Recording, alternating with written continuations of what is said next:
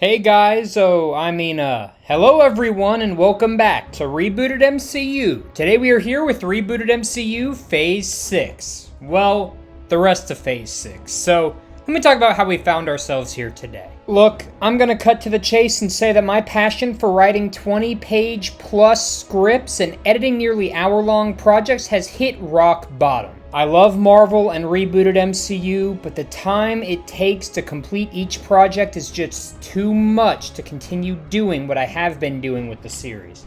I've also moved on to other passions of mine like Dragon Ball, One Piece, and one-off MCU movie pitches. While I was originally going to save concluding Rebooted MCU for the end of my channel, I think the best way to move forward is to end it now. Not only for the satisfaction of you all as fans, but also for myself. I want to tell the story, give you all closure on what happens, and give myself closure as well, and move on with my channel, and hopefully you will all stick around. I know my content is changing a bit, but Marvel will still be at the heart of my content, so stick around for more if you still enjoy Marvel and you want to see me talk about Marvel and cover Marvel-related topics. I also know that Rebooted MCU is not everyone's cup of tea, and honestly, I really don't care. This is my universe, my story, and my ideas, and I refuse to bend a knee to anybody. But I do want to encourage you all to make your own stories. Writing has been very therapeutic for me, helping me relieve stress and share my passion with people. So if you love Rebooted MCU, or heck, if you hate Rebooted MCU, I want to encourage you all to make up your own stories, have fun, because that's what writing is all about. Okay, now that we are done with major housekeeping, I'm going to give you the plot overviews of the remaining projects in Phase 6. I'm going to hit all the big stuff in these videos, so hopefully you will get the best grasp of the story possible. If you want to see what started off Phase 6, you can check out Fantastic Four, Warning of the Silver Surfer, Wonder Man, and Doctor Strange Broken Reality on my channel, but we will not have time to cover them here today. So go watch those before watching this. Anyways, let's jump into Phase 6, Part 4. Phase 6 Part 4 is Guardians of the Galaxy Volume 2, and it takes place in 2028.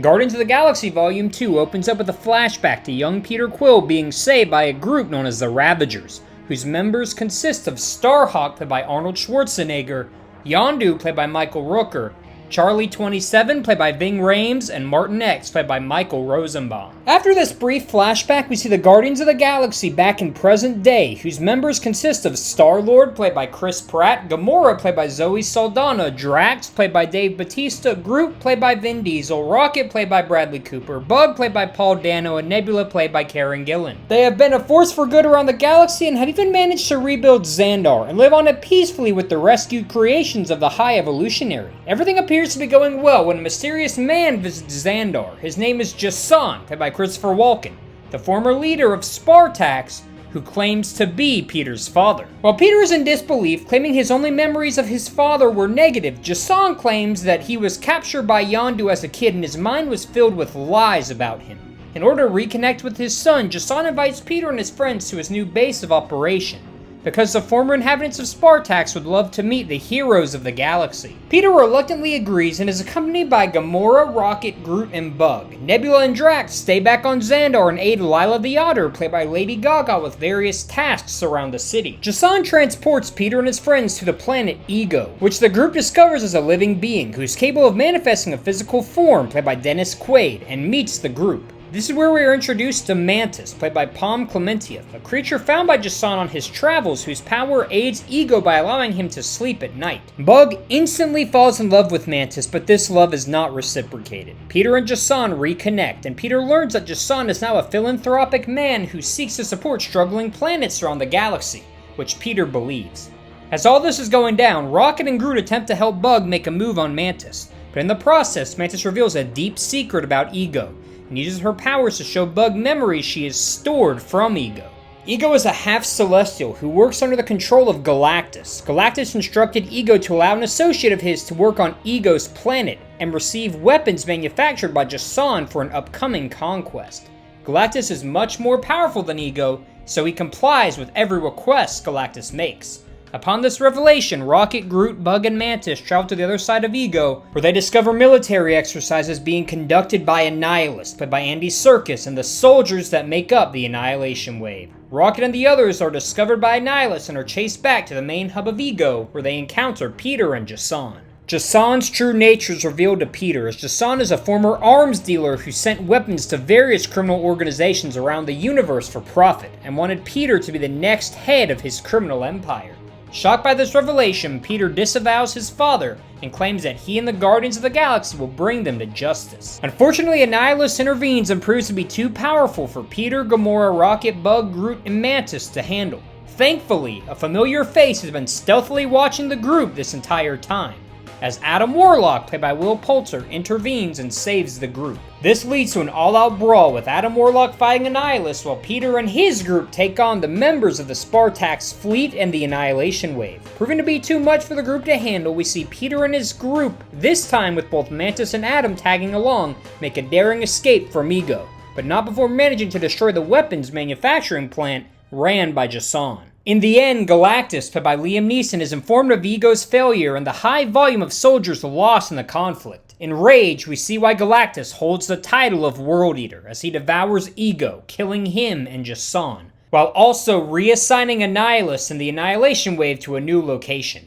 In the end, Adam Warlock and Mantis become new members of the Guardians of the Galaxy, and Peter learns to not only accept his past with both Jason and Yondu, but also grows in his love for his found family, the Guardians of the Galaxy. In the first post-credit scene, we see the High Evolutionary, played by Chuck Udiawuji, donning a new suit and working on creating a large number of man-beasts. And in the second, we see Captain Marvel, played by Natalie Dormer, and Photon, played by Tiana Paris, pick up a large spike in cosmic energy, sensing that a planet was destroyed. Hey guys, post-recording JT here. As you probably noticed, I completely forgot about Nova. So he's still on the team. Yes, he is in the movie, and he really just stays back with Drax and Nebula, helps out Lyla, and really doesn't take part much in the story. Hence why I overlooked him. Anyways, let's move on to the next project. Phase 6 Part 5 is Captain America Man Out of Time, and it takes place in Universe 2028. The movie opens up with Anaconda, played by Gwendoline Christie, looking around Camp Lehigh following some leads she obtained from underground informants. After rummaging around some abandoned military buildings, Anaconda activates a computer that is revealed to house the consciousness of Arnim Zola, played by Toby Jones. Zola explains that during World War II, his brain was stored digitally thanks to the work of Howard Stark and Graham Tolson. Zola transfers his consciousness to a mechanical body and begins downloading information about all that has happened in the world since he was deactivated. Upon learning of the ultimate destruction of Hydra at the hands of Black Widow, Zola announces his intention to destroy the world by attempting to start a new world war. But in order to do this, he'll need to gather as many allies as he can and also find someone who is as destructive as him. Anaconda is intrigued by the idea, especially after Zola notes that he will seek the aid of a former top Hydra killer, Agent Rumlow. As all this is going down, we see Captain America, played by Chris Evans, Bucky Barnes, played by Sebastian Stan, and Falcon, played by Anthony Mackie, take down the evil Cutthroat, played by Gray Damon, and protect the streets of New York, showing that Cap and the gang have slowly gotten back into the swing of things after the war with Wakanda. As the group returns to Avengers HQ, the group gets a call from S.H.I.E.L.D. Director Maria Hill, played by Colby Smulders, who informs the group that S.H.I.E.L.D.'s database was hacked a few days ago, and even worse, the unknown hacker viewed files related to MODOK, who President Ross ordered to be transported from the raft to the cube. Because of this, Hill asks the group to aid in the transport of MODOK in the event that something goes awry, to which Cap agrees. On the day of the transport, we see various S.H.I.E.L.D. agents, including Daisy Johnson, played by Chloe Bennett, Ava Starr, played by Hannah John Kamen, Agent Bukowski, played by Steve A.G., and Agent Muldowney, played by Billy Harris. As the transport is about to happen, a group of unknown assailants attack the facility and break MODOK out. Despite the efforts of Cap and his group, their attempts to prevent the escape are thwarted thanks to a powerful new foe donning a skeleton helmet. During the attack, Agent Bukowski was killed and Cap is put on notice that a conspiracy is underway. MODOK meets with Arnim Zola and the two discuss their past roles and how their dreams and ambitions were crushed in some form by the intervention of do-gooders, with MODOK agreeing to aid Zola in destroying the world and rebuilding it based on their own desires. Following the attack, Cap is forced to call Bruce Banner, aka the Hulk, played by Mark Ruffalo, and finally commits to reassembling the Avengers. After being brought up to speed on who is available and being told that both Doctor Strange and Captain Marvel are currently unavailable, Hulk agrees to help Cap get some new members for the team. However, the stakes are raised even higher as Cap is notified that Arnim Zola and his forces, including the last few remaining loyalists of Hydra and AIM, have infiltrated the Pentagon and plan on launching nuclear weapons in hopes of causing global chaos. Hours later, we see Captain America lead the new Avengers into the Pentagon with the goal of stopping the attack. The new Avengers lineup includes Captain America, Bucky Barnes, Falcon, Hulk, She-Hulk, played by Tatiana Maslany, Hercules, played by Brett Goldstein, the Mighty Thor, played by Natalie Portman, and Spider-Man, played by Tom Holland. In the process, Bucky fights and defeats Anaconda, Falcon defeats MODOK, and Cap successfully defeats both Crossbones and Arnim Zola, preventing a nuclear catastrophe. Following the battle, Cap is interviewed outside the Pentagon by Billy Walters, played by Adam Colborn, and tells the world that the Avengers are back. In the first post-credit scene, we see Cap contemplating passing the mantle of Captain America to someone new as he watches Bucky and Sam spar. And in the second, we see Vice President Valentina Allegra de Fontaine, played by Julia Louis-Dreyfus, and Chief of Staff Sharon Carter, played by Emily Van Camp, sitting in a dark room with Richard Blaine, played by Michael Kelly, as we see his employee bring in a dead cryptid. The cryptid in question is revealed to be Amphibian, and the employee in question is revealed to be Raul Bushman, played by Trevante Rhodes. Phase 6, Part 6 is Deadpool 2, and it takes place in Universe 2029. The project opens up with Wade Wilson, aka Deadpool, played by Ryan Reynolds, enjoying a meal with Vanessa, played by Maria Baccarin, when they are interrupted by Hank McCoy, aka Beast, played by John Boyega, who is sent to gather Wade for a special mission. Upon arriving at the X-Men after being driven by Dopender, played by Karan Soni, Deadpool is briefed about his mission by Professor Charles Xavier, played by Giancarlo Esposito. Deadpool's mission is to bring Angel back to the X-Mansion, as he has been missing since the end of X-Men Apocalypse, but a reliable informant has revealed that Angel is currently being held by an organization known as Oyama Heavy Metal Industries, an underground crime syndicate who are known for experimenting with mutants. Deadpool accepts the mission and seeks to have an all-star lineup of mutants aid him on his mission.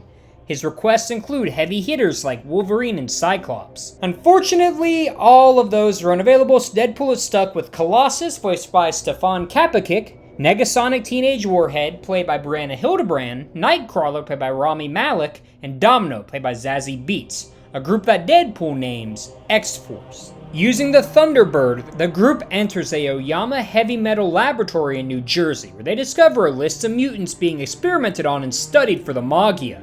As it turns out, Oyama is headed by one of the 4 crime lords of the Magia, Lady Deathstrike, played by Lucy Liu, and the mutants' DNA have been studied for an unknown purpose by scientist Kenneth Sturdy, played by Jim Howick. When the group manages to find Angel, played by Brandon Perea, he resists the group's efforts to rejoin the X-Men, and he is transported to a different laboratory by Deathstrike.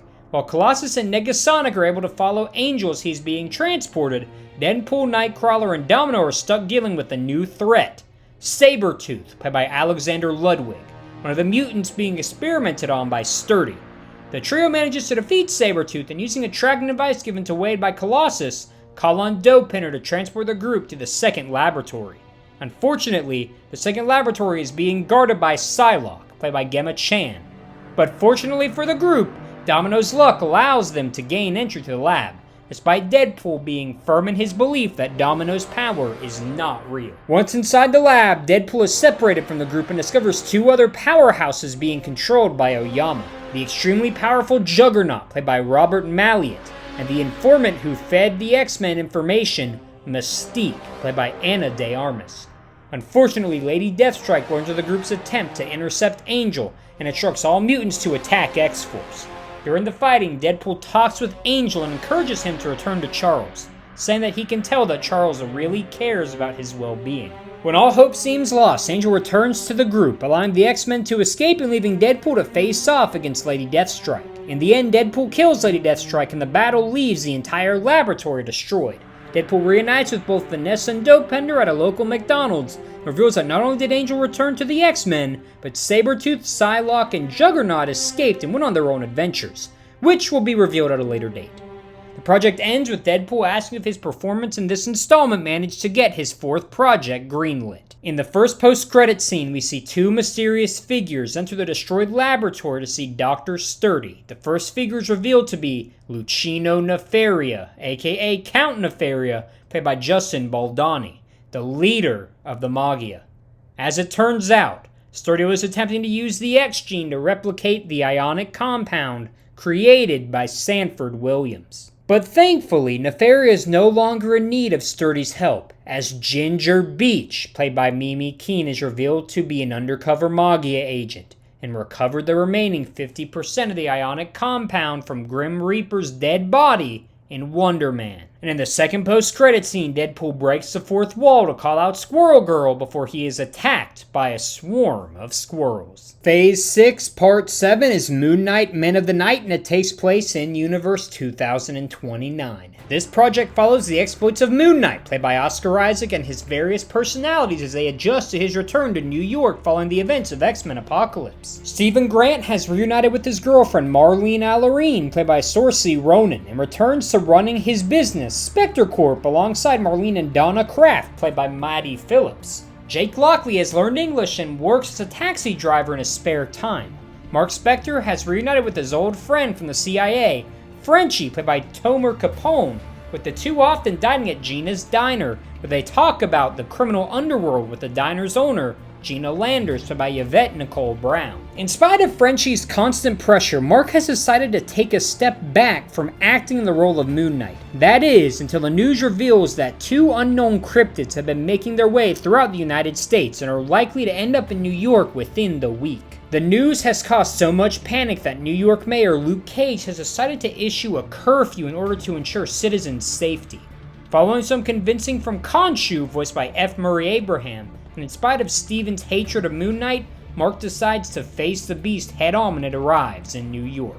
When the fateful day arrives, Mark encounters a man known as Jack Russell, played by Gael Garcia Bernal, who is traveling across the United States with a large cryptid of sorts and a woman holding a red gemstone. Before Mark can find out any more information, Jack undergoes a shocking transformation, turning into a werewolf after looking at the full moon. Mark and Jake engage in a massive fight with the werewolf, with the duo fighting throughout downtown New York. Their fight is stopped, however, when an unknown man knocks out both combatants and takes the cryptid away for himself. When the group reawakens, it is revealed that they were rescued by Frenchie, and Mark is able to learn more information about the trio. The woman is revealed to be Elsa Bloodstone, played by Laura Donnelly, with the creature in question being known as the Man-Thing, voiced by D. Bradley Baker, who holds the title of Guardian of the Nexus of All Realities. Elsa was hoping to protect Man-Thing as he recently gained the title of Guardian of All Realities, and also hoped to add him to a team she is building. Elsa's father, Ulysses Bloodstone, was a famed monster hunter, but was killed by a creature she calls the King of the Vampires. In spite of their duel the night before, Jack and Mark agree to team up in order to save Man-Thing.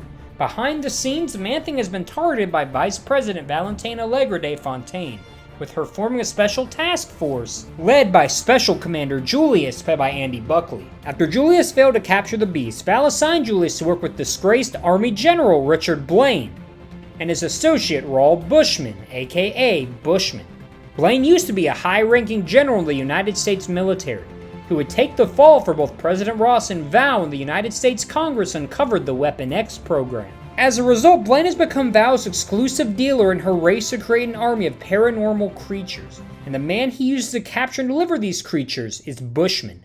Using his seemingly endless contacts, French is able to get this information related to Blaine, and the group discovers his private office in the United Nations building. After sending Elsa away to the X-Mansion for safety, Moon Knight, Werewolf by Night, and Frenchie storm the United Nations building that evening to recover Man-Thing before he is sent away to Val. As the group gains entry to the building, Moon Knight and Werewolf by Night come face to face with Raul Bushman and are eviscerated by his awesome power. As the duo are defeated, it is revealed that Bushman is the avatar of the Egyptian god of war, Seth, voiced by Terrence Stamp, who Khonshu has a long history with. As it turns out, Khonshu was involved in a major historic event known as the Seth Incident, an incident where Seth encouraged a large number of Egyptians' gods and goddesses to kill non-believers in an attempt to prevent other gods from rising to power. The incident pitted the god Ra and his group against Seth and his group of gods, resulting in the death of many Egyptian gods and Khonshu nearly being killed by Seth. The incident ended when the Council of Gods intervened, sending powerhouses such as Zeus, his son Hercules, and Odin to end the fight. However, The battle left Khonshu with a mental block that prevented Mark and Jake from using his power to battle Bushman. In a last-ditch effort to rescue Man-Thing and prevent Bushman from killing Werewolf by Night, Steven finally accepts his role as Moon Knight and unlocks his own personalized Moon Knight transformation, Mr. Knight. Mr. Knight and Werewolf by Night team up to defeat Bushman, killing him in the process and rescuing Man-Thing before he is sent away. The ending sees Man-Thing begin figuring out what it means to be the guardian of all realities. Moon Knight returns to hunting down creatures of the night and also expresses an interest in joining Elsa's team of supernatural beings. The first post-credit scene shows Nightmare, played by Penn Badgley in the Nightmare reality, reacting to Man-Thing becoming the new Guardian, and the second we see Moon Knight meet Spider-Man during one of his takedowns. Phase 6, Part 8 is X-Men, Birth of the Scarlet Witch, and it takes place in Universe 2030. The project opens up on a primordial Earth, where we witness the Elder God Chthon, voiced by Kevin Michael Richardson, facing off against the Elder God Oster, played by Viola Davis, and the first Sorcerer Supreme Agamotto, played by Pierce Brosnan. The trio locked in a battle that would determine if the world would survive or be destroyed and made anew. In the end, Oster and Agamotto would emerge victorious, and would trap Chthon's being in a book known as a Darkhold, preventing him from continuing in his destructive ways. In the present day, we watch as the Darkhold manipulates wildlife to transport the book to Kamar-Taj, where it falls into the hands of Wanda Maximoff, played by Elizabeth Olsen, the woman destined to become the Scarlet Witch. When Wanda gets the book, Chthon fills her head with lies about his power, and how he could be able to lead her to create a perfect utopia, fulfilling the dream of her father. Intrigued by this, Wanda begins studying and learning from Chthon, causing her to become corrupted and transformed into the Scarlet Witch, gaining incredible power, so much so that she is easily able to overpower her mentor. In spite of Chthon's instructions to head for Salem, Oregon, where Evanora Harkness created a shrine for Chthon, Wanda heads for Iowa in order to discuss the current state of affairs with her father. As Wanda travels to Iowa, her new powers cause her to exude darkness, leading a path of decay which has been noticed and is being widely reported on by news organizations around the world. This catches the attention of Charles Xavier, who is in Canada on a field trip, and informs Scott Summers, aka Cyclops, played by Joseph Quinn, that he and the X-Men need to look into what is happening. Pietro Maximoff, aka Quicksilver, played by Evan Peters, catches wind of this and races to Iowa in order to warn his sister of the X-Men. As Pietro arrives in Iowa, we see Wanda is talking to her father, Eric Lensher, aka Magneto, played by Jason Isaacs, about Chthon and her ability to fulfill his dream. As she finishes explaining this, we see the X-Men arrive on the scene. The team includes Cyclops, Jean Grey, played by Abigail Cohen, Beast, Iceman, played by Asher Angel, Storm, played by Zoe Kravitz, Wolverine, played by Tom Hardy, Rogue, played by Elizabeth Gillies, Nightcrawler, Colossus, and Domino. After talks with Wanda fail, the X-Men launch an all-out attack against Wanda, with Wanda being able to fend them off easily. After asking Magneto if he truly believes mutants and humans can coexist, Magneto answers no, causing Wanda to mutter the iconic phrase, "No more mutants." We then watch as the effects of the Golden Awakening are reversed, as Wanda brings Pietro and Eric with her as she makes her way towards Oregon. As she reaches Oregon, she is stopped by a military checkpoint that was waiting for her, prepared to risk their lives to stop her. Before they can attack, however, watch as the West Coast Avengers arrive in order to stop Wanda. The lineup of the West Coast Avengers includes their leader, Hawkeye, played by Jeremy Renner, Mockingbird, played by Linda Cardellini, Scott Lang, aka Ant-Man, played by Stephen Yeun, White Vision, played by Paul Bettany, Wonder Man, played by Dev Patel, and War Machine, played by Don Cheadle. Wanda easily overpowers the group. That is, until Wonder Man shows off his true power by entering his ionic form. During the clash, Hawkeye attempts to land a finishing blow on Wanda, but as he shoots an arrow at her, Wanda sends it back in a fit of rage, piercing Hawkeye's heart and killing him instantly. Magneto watches on as Mockingbird cradles Clint in her arms, as Wanda quickly flees the scene with Eric and Pietro. Once the trio reaches Salem and discover the old ancient shrine of Chthon, Wanda performs a ritual that results in Chthon being born anew, with a new body once again. Unfortunately for Wanda, Chthon was manipulating her this entire time, and seeing that he is unable to fully control her, decides to make his new ideal world on his own. Chthon prepares to kill Eric and Pietro, as Eric tells Wanda that watching Hawkeye showed him that he was wrong about humanity and mutants. There will always be bad mutants. There will always be bad humans. But what matters is that the good mutants and the good people use their power to bring about change. Wanda, heeding her father's advice, unleashes her power and saves her family, and in the process, mutters the words, "Awaken the mutant powers," as the Golden Awakening happens once again. Wanda, along with Magneto and Quicksilver, fight Chthon, and using her chaos magic, Wanda manages to kill Chthon, preventing him from creating his ideal world. As the dust settles, Wanda, Eric, and Pietro faint from exhaustion, and are recovered by Doctor Strange and Wonder Man, with the duo bringing them to Kamar-Taj for rest. While the world might feel like it can enjoy a sense of tranquility with the older god Chthon being defeated, this was just a minor hint at the chaos to come. As merely 2 days after the unlikely trio conquered an elder god, the Earth was visited by Galactus. Phase 6 Part 9 is Avengers: The Coming of Galactus and takes place in Universe 2030. The movie opens up as we see Skrull children being sent away to a distant planet, as the forces of Galactus have finally gathered for their conquest to begin. These forces include the army of Super Skrulls, led by Elijah, played by Mary Elizabeth Winstead, Annihilus and the Annihilation Wave, the High Evolutionary and his army of man-beasts, and the 3 Heralds of Galactus. The Silver Surfer, played by Pedro Pascal, Firelord, played by Mads Mikkelsen, and Airwalker, played by Milo Ventimiglia. Galactus, played by Liam Neeson, sends his forces to lay siege on Earth for the death of Terrax the Tamer, but instructs him to keep the casualties low, as his army's strength will be needed for the upcoming battle with the Living Tribunal. As the forces of Galactus arrive on Earth, he watches the forces of good, hoping to protect the Earth, arrive and defend New York from Galactus and his forces. These forces include Spider-Man, played by Tom Holland, Miles Morales, played by Dallas Dupree Young, Spider-Woman, played by Daisy Ridley, Luke Cage, played by Mike Coulter, and Jessica Jones, played by Kirsten Ritter. While the initial forces protecting Earth start off small, more and more heroes arrive to join in the effort, including Miss Marvel, played by Iman Vellani, Doctor Strange, played by Benedict Cumberbatch, Wonder Man, the Guardians of the Galaxy and the Citizens of Xandar, the Avengers, Black Panther, played by Michael B. Jordan and the Dora Milaje, S.H.I.E.L.D., Sword, Captain Marvel, played by Natalie Dormer, Photon, played by Tiana Paris, the Fantastic Four, healed members of the X-Men such as Colossus, Jean, Wolverine, and Storm, and even Black Bolt, played by John Hamm, aiding from the moon. Throughout the invasion, we have many important character interactions, such as Peter unleashing the symbiote to give himself the iconic black suit in order to increase his strength, and Crystal, played by Millie Bobby Brown, meeting Miss Marvel for the first time. We also have many important battles that foster important character growth, such as Adam Warlock, Rocket, and Bug defeating the High Evolutionary and finally getting closure on why they were created. Captain Marvel, Photon, and Miss Marvel defeating Elijah in honor of the Blue Marvel. Johnny Storm, played by Andrew Garfield, and The Thing, voiced by Jason Sudeikis, fighting Annihilus, getting revenge for what happened in the Negative Zone. Silver Surfer defeating Firelord, and Wonder Man defeating Airwalker. As all of this is going down, Galactus slowly approaches and the true battle begins. The smartest man alive, Reed Richards, played by Keanu Reeves, versus one of the most destructive forces in the universe, Galactus.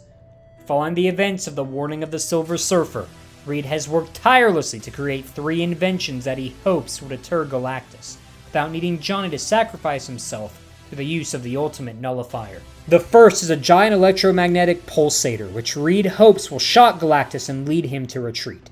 The weapon is shown to have little effect on the massive Celestial, causing Reed to use his second invention.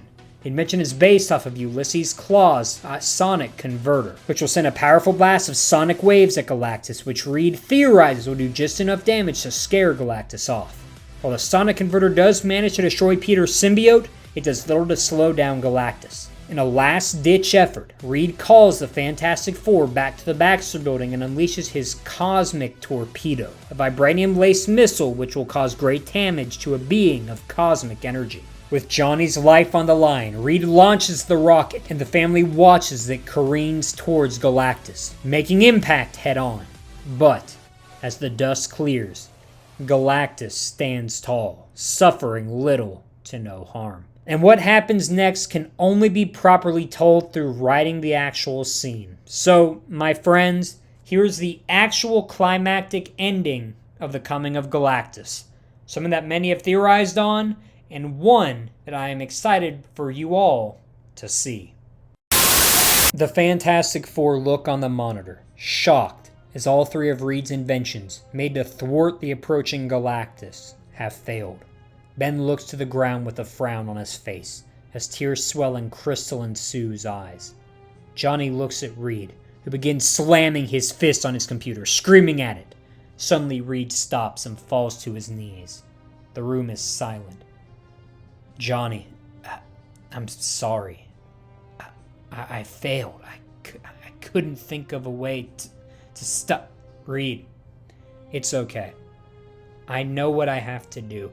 You tried your best, but we all knew this was the only way. Reed stands up, tears rolling down his eyes as he places his hands on Johnny's shoulders. I failed you, Johnny. I failed. Johnny turns to look at his sister, his girlfriend, and the man he always viewed as an older brother, and sighs. Reed, guys, I couldn't live with myself if I let you all perish. Above all else, I'm glad to be the one to end this. I'm grateful to have been a part of this family. Thanks for everything. I love you guys. Johnny breaks away, grabs the ultimate nullifier, and runs out of the Baxter building as Sue falls to her knees in anguish. Outside, we see a visibly exhausted Peter and Miles team up to take down a Skrull. Peter offers Miles praise for his skills, as the duo suddenly notice Johnny run out of the building. Peter looks up panting. Johnny, hey, what's going on? Oh, hey Pete. I don't have much time, but I just wanted to say, thanks for being my best friend.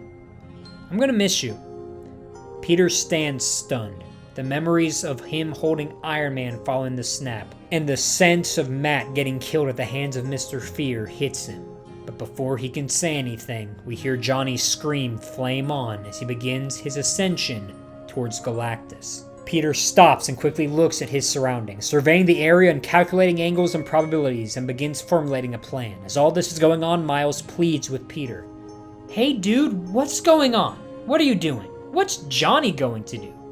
Peter quickly turns around and puts his hands on Miles' shoulder. Miles, I need you to be quiet and listen to me for just a minute here, okay? Miles stops abruptly as Peter continues. You are one of the strongest kids I know, and your dad would be so unbelievably proud of you if you were here right now. I want you to know something, Miles. Something my uncle told me a long time ago. Something I thought I understood, but I never really did. But I'm starting to think maybe now I get it. You're starting to scare me, man. What's going on? Miles, with great power comes great responsibility. I want you to remember that. And also remember, I'll always be with you till the end of the line. Peter releases Miles and shoots 2 webs and begins gaining momentum, using the webs as a makeshift slingshot as Miles yells. Peter, thanks for the lecture and all, but what's going on? What are you doing? Peter shoots himself into the sky, using the momentum from the webs. Using all his strength, shoots a final web at Johnny's legs, causing his flame to burn out.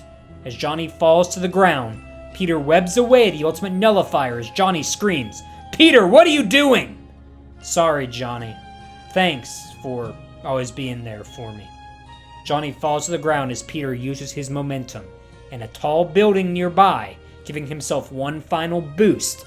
With the ultimate nullifier in hand, he slings himself directly towards Galactus. As Peter heads towards Galactus, we hear My Way by Frank Sinatra in the background as Peter finds himself in some sort of alternate reality, the kind of reality that feels like a dream. Peter looks around as 3 figures approach him. Good luck, kid. Saving the world all by yourself. I always knew you had it in you. Peter, you got this.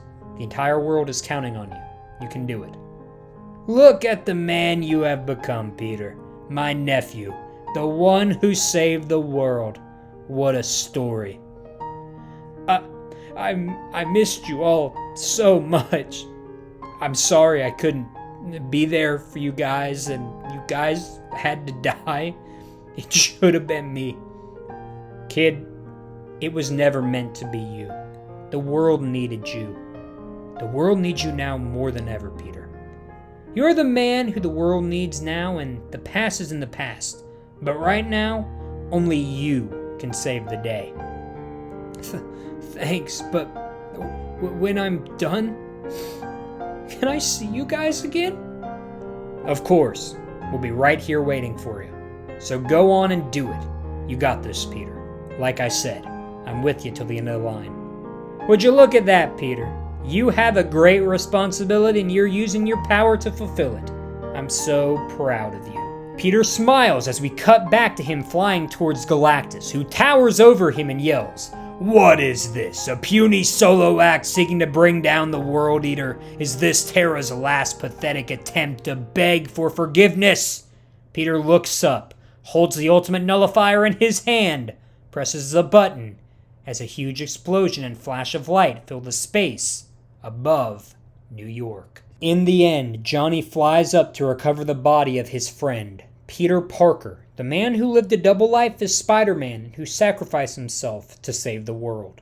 The power of the ultimate nullifier leaving Galactus nearly dead, but does not kill him as he is still needed for the universe to survive.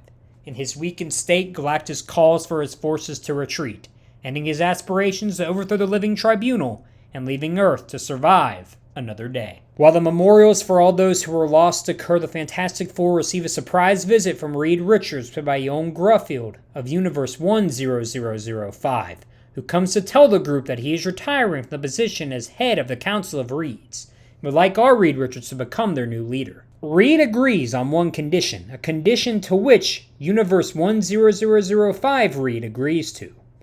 The condition would become clear as we see our Fantastic Four, along with Ben Grimm's new wife, Alicia Masters, prepare to head to their new life in the Council of Reeds. As our Fantastic Four team moves out, a new team moves in. That team being the team of Universe 801963, played by William Jackson Harper, Chloe Feynman, Austin Butler, and Andy Samberg, as they are given a new home in our universe. Johnny ends things with Crystal. The team says goodbye, with Reed telling the Universe 801963 Fantastic Four team that they are now in charge of protecting the Earth. The last shot of the project takes place a few months after Galactus was defeated and shows Miles standing with Luke Cage as they look out on a new memorial built by the city of New York entitled the New York Hero Monument, featuring statues of the heroes who placed their lives on the line to protect it. Iron Man, Daredevil, and Spider-Man. Miles gets teary-eyed as Luke pats him on the back, the last words of the movie being one kind message from Luke to Miles. "I know it's hard, kid, but he will always be with us, and it's our job to live in his memories." These words would end Saga 2 of Rebooted MCU. The Galaxy and Mutant Saga has ended. And that is Phase 6. I'm very glad I didn't write these full scripts because that would have been exhausting, but I hoped you all enjoyed regardless. Anyways, let's talk about Saga 3, which will cover phases 7, 8, and 9. It is entitled The Multiverse and Monster Saga. Iron Man was the key character of Saga 1, Spider-Man is the key character of Saga 2, and I'm excited to say that Scarlet Witch is the key character of Saga 3. But more on that in Phase 7 Part 1, which will drop soon. Anyways, make sure to do all the stuff that YouTubers tell you to do at the very end of the video. Subscribe, share this video, join the Discord, and be on the lookout for more videos coming soon. This has been JT, and always remember, with great power comes great responsibility. I'll see you all next time.